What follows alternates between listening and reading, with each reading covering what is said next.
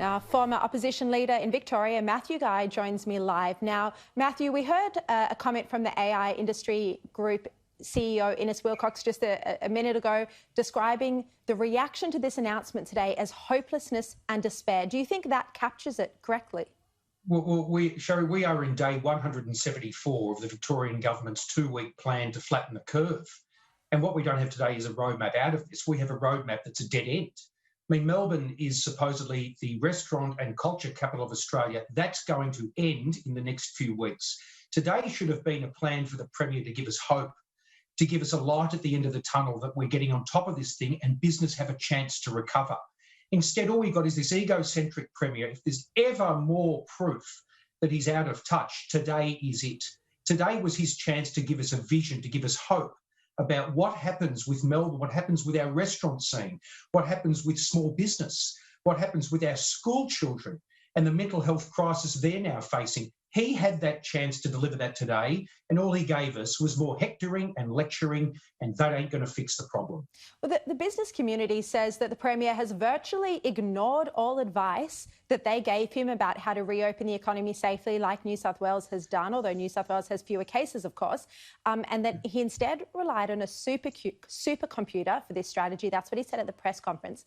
How badly will this affect businesses and people's lives and income and, you know, their ability to support and feed and house and clothe their family? Well, it sounds like something out of a James Bond movie, a supercomputer with reel-to-reel from the 1960s. I mean, it's just comical. I mean, Daniel Andrews didn't talk to a single part of our business community in formulating this plan. He's developed a plan for business with a bunch of public servants and himself, all of whom, I might add, took a pay rise on the taxpayer not 4 weeks ago. And now he's working out a plan which shuts down business for the next 3 months. What kind of vision is that? Just remember, Sharri, 1 in 5 Australians lives in the metropolitan area of Melbourne. More people live in Melbourne than Queensland. Here is a huge part of our economy suffering under this man's poor leadership to allow this second wave to occur for a start through bad policy. And now with no way forward as to how on earth he wants business to recover to get out of it. What about this argument from the Premier today that the lockdowns are necessary in Victoria because there's still not only a high number of new cases every day, but a high number of cases every day where they don't know the source, where it's an unknown source, a mystery source. And he argued that if the restrictions were to ease too soon, there would be a third wave within weeks. Well, there's a few points on that. Firstly, we know how the second wave occurred. It occurred through bad policy, his policy. OK, now we have it. It was Daniel Andrews who just a few weeks ago also said that cafes and restaurants weren't the source of COVID, that in fact there were other areas that we needed to shut down before them, and we did. Now he wants to shut them all down all over again. And of course, beyond that, we have to look beyond a post-COVID environment. We have to have COVID-safe work practices. We can't live like this forever. I mean, it's pretty obvious that we cannot live like this forever. You can't contain 1 in 5 Australians in a city of more than 5.2 million people in their homes indefinitely, not for 2 weeks, but for another 7 weeks. That is not feasible. In fact, it's ridiculous.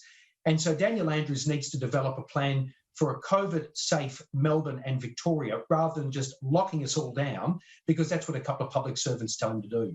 What about the mental health this is taking on Victorians? Well, I can tell you as a father of 3, I mean, my kids are all in primary school. And the effect it's having on not just primary school age kids, my neighbours' kids in high school, family, friends, people in my electorate, all my Liberal and National colleagues who get calls from their electorate, people who are suffering. And it's real, and it's going to get a lot worse. And it's almost like Andrews has a tin ear that he just doesn't accept that that's a big deal. You need to give people hope, a vision, a real roadmap, not a dead end.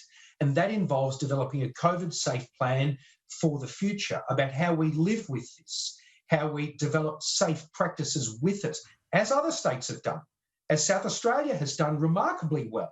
I mean, we need to develop that in Victoria. There's been no talk of that from Andrews. All we've got is hectoring and lecturing from this man. We haven't got anything like a vision. Yeah. And that tells me that this guy is no longer the bloke for the job. Yeah. Well, Matthew Guy, you were opposition leader. Of course, you're no longer opposition leader, although many say you should be back in the job because Michael O'Brien has been so ineffective. If you were in the job, what would be your roadmap out of this COVID-19 pandemic right now, what would you do? Well, I think the Liberal Party in Victoria, Michael O'Brien, myself, all of us are saying that we need to have a way forward. We need to have COVID-safe plans. What would that be? And that involves getting kids back to school. And that involves having a plan for our restaurants and hospitality sector. And that involves social distancing and workplace changes.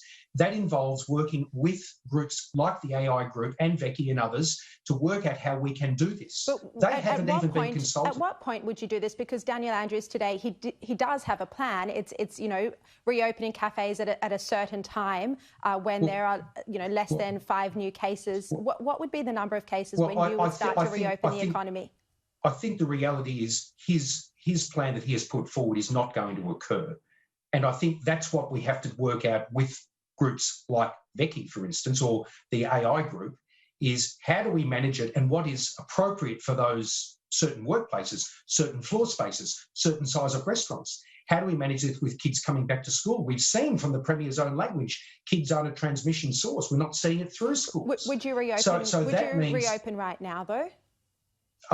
No, not exactly right now, but there needs to be a plan to do it.